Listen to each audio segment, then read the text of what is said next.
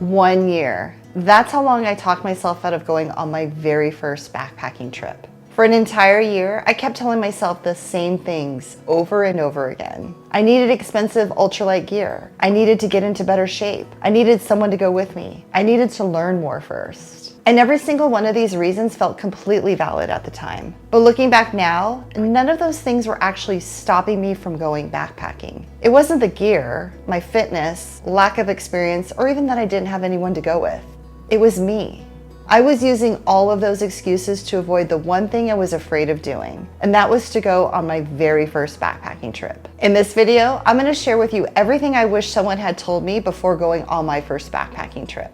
Because had I known these things, I probably would have gone months, maybe even years sooner than I did. If we haven't met yet, hi, I'm Kathleen, a food-motivated hiker, solo backpacker, backpacking coach for women, and the hungry hiker here on YouTube. I've been backpacking for almost 10 years now, and over the last 10 years, I've learned a lot about backpacking. Not because I got everything right, but because I've gotten a lot of these things wrong. Throughout my backpacking journey, I've made a ton of mistakes. I bought gear I didn't need. I've overpacked. I've planned trips that went exactly how I imagined and trips where I had to throw the whole plan out the window. And honestly, I'm still learning about this whole backpacking thing with each trip I go on. But one thing I've realized after almost 10 years of doing this is that beginners don't quit because backpacking is hard. They quit before they ever give themselves a chance to start. Here's the truth though. You're probably a whole lot more ready to go on your first backpacking trip than you think you are. So let's start peeling away those excuses. The very first excuse I kept telling myself was that I needed to buy expensive backpacking gear before going on my first trip. I thought if I could just buy the right pack, the right tent, the right sleeping bag or quilt, then I'd finally be ready to go. Sound familiar? Here's what I've learned. Buying backpacking gear doesn't make you feel ready. Going backpacking makes you feel ready. And these are two totally different things. Over the last 4 years, I've talked to so many women who tell me that they want to start backpacking. But before they've even gone on their first overnight trip, they've already spent hundreds, sometimes thousands of dollars on gear. I totally understand why. If you spend enough time on YouTube, it's easy to think that you'd need the exact gear everyone else is using, especially if you're watching through hikers hiking long distance trails like the Pacific Crest Trail. But here's the thing, a 5-month through hike and your very first overnight backpacking trip are two completely different experiences. A lot of through hikers are hiking big mile days and trying to get to the next town. They're not spending a whole lot of time hanging out at camp. So naturally, their gear choices are going to look different and their gear choices might not be the best choices for your first backpacking trip. For example, one mistake I see a lot of beginners make is buying a lightweight pack because someone on YouTube recommended it. But when you're first starting out, you're probably going to carry a little more gear. Your gear might be heavier and you're still trying to figure out what's going to work for you and the trips that you want to go on. In that case, a lightweight pack with very little structure might actually be less comfortable than a pack designed to carry heavier loads. And here's something else nobody told me. Your gear is going to change constantly. I know my gear certainly has. I don't use a lot of the same gear today that I've used 5 years ago or even 3 years ago. Every trip I go on teaches me something, whether that's what works or what doesn't work. I might replace a piece of gear or leave something at home. My pack and the gear I bring is always evolving. If I had waited until my gear was perfect, I'd probably still be waiting. So start with what you have. Borrow gear, rent gear, buy used gear, check Facebook Marketplace, visit a local gear consignment shop, research gear, practice using your gear, learn what features actually matter to you and the trips that you want to go on. Then when you're ready to spend money, you'll have a much better idea of what you really need instead of what someone else on YouTube says you should use. The truth is, if you haven't gone on your first trip yet, how do you know if you even like backpacking? Wouldn't you rather find out if you like backpacking or not first before spending thousands of dollars on gear? One thing I see happen all the time is people getting stuck in what I call the gear research loop. They tell themselves, I'll go backpacking once I get all of my gear figured out. But your gear never gets completely figured out. Backpacking isn't about having the perfect gear. It's about learning what works for you.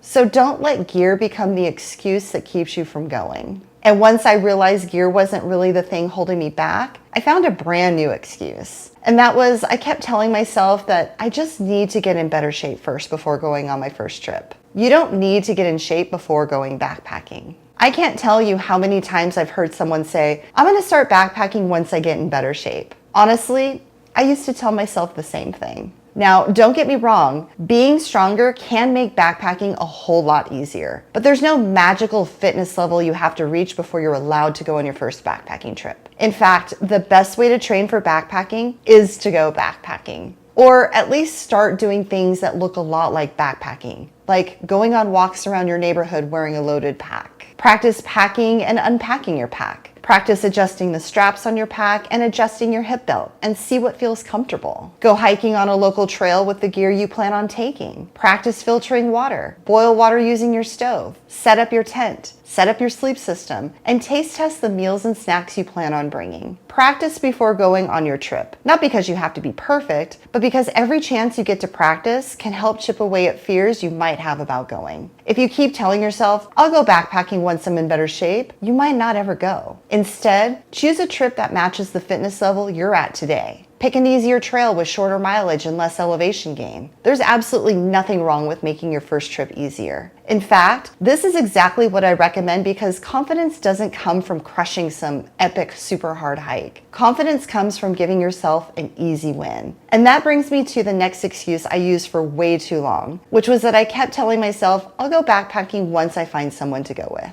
But you don't need someone else to go with you. I think this is honestly one of the biggest reasons why people never end up going backpacking. You might think, I'll just wait for one of my friends who wants to go with me. Or, once I find a hiking buddy, then I'll be ready to start backpacking. I used to tell myself the same thing. The problem was, I was having a hard time finding someone whose schedule lined up with mine. People would be busy, or they canceled, or no one else was interested in going. And before I knew it, another season would go by. I eventually realized that if I kept waiting for someone else to come along and help make my backpacking dreams happen, I might be waiting forever. Now, I'm not saying everyone should immediately go out and do their backpacking trip alone. Solo backpacking isn't the only way to backpack. If you have someone else who really wants to go backpacking with you, that's awesome. Go together. But don't let not having a hiking partner become the reason you never start. Because here's what I've learned. You don't necessarily need another person to go with you. You just need a plan. That's what helps build confidence. Knowing where you're going, knowing what to pack, knowing what to expect. Knowing what you'll do if something doesn't go according to plan. When I finally started learning how to plan my own trips, I stopped feeling like I needed someone else to come to my rescue. I realized I was more than capable of making decisions for myself. And honestly, that confidence has followed me into so many other parts of my life. If learning how to plan your own backpacking trips feels overwhelming, that's actually one of the reasons why I created my online backpacking program for women. Inside my program, I share my step-by-step trip planning process I wish someone had taught me when I first started backpacking, so you don't have to figure out everything the hard way like I did. But whether you learn from me, another creator, a friend, or by taking a local hiking or backpacking class, take the time to learn the trip planning process. Don't wait for the perfect hiking partner because sometimes the person you've been waiting for is yourself. Once I stopped waiting for someone else to go with me, I found another excuse. I kept telling myself, I just need to learn a little bit more first before I go. But guess what? You don't need to know everything before you go. I don't know who needs to hear this, but you're never going to know everything there is to know about backpacking, and this is one of the things I love most about it. I've been backpacking for a while now. I've thru-hiked the Pacific Crest Trail, and I've gone back to hike big sections of the PCT. I've hiked the Wonderland Trail, the John Muir Trail. I've led several group backpacking trips for students in my program, and I've coached hundreds of women. And still, even I learn something new on almost every single backpacking trip I go on. Sometimes it might be a more efficient way to pack my pack. I might find a piece of gear that works better than what I was using before. It could even be a lesson I learned because something went wrong. Each trip I go on teaches me something, and I hope that never changes because that's part of the fun. If you wait until you think you know everything there is to know about backpacking, you'll never go. Backpacking isn't something you master before going on your first trip. It's something you learn by doing. One thing I like to do after each of my trips is what I like to call a post-trip review. As soon as I finish each trip, I like to ask myself questions like, what worked? What didn't work? And what would I do differently next time? This turns each trip I go into a learning opportunity. Little by little, with each trip that you go on, you get better, more efficient, feel more comfortable, and get more confident. Not because going on backpacking trips makes you an expert, but because you decided to keep showing up. The goal with backpacking isn't to know everything before you go. It's to know enough to help you safely take your next step towards going on your next trip. Which brings me to something that might surprise you. If someone asked me today how to plan their very first backpacking trip, I'd tell them to make their first trip as boring as possible. I know this probably sounds like the exact opposite of what you'd expect me to say, but hear me out. YouTube has convinced us that every backpacking trip needs to be epic. A hike up to an incredible alpine lake on a permit that's near impossible to get, and a hike 20-mile days over huge mountain passes. Or maybe you're convinced that your first trip should be a 5-month through hike on a long distance trail.